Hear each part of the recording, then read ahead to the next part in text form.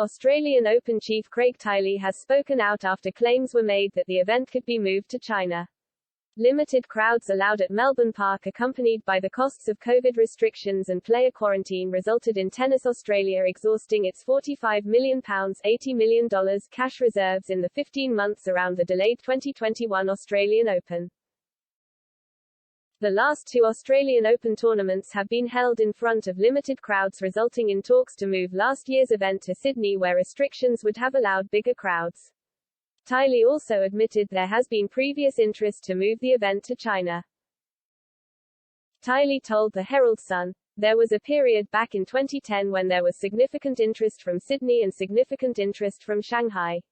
Private equity know that when it's in good times it's a very healthy business, very attractive for private equity.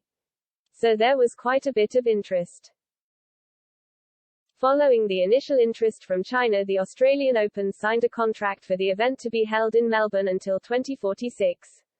However, China could still be interested in a switch in the near future. Despite Tennis Australia exhausting their reserves during the COVID-19 pandemic, Tiley believes that a new stadium and more courts are required in Melbourne. He says that they need to work with the Australian government on a master plan for the event. "We do need to develop another master plan and work with the state government on it," Tiley said. "And there is going to be a need for another stadium, whether that be a refurbishment or a replacement of John Cain Arena.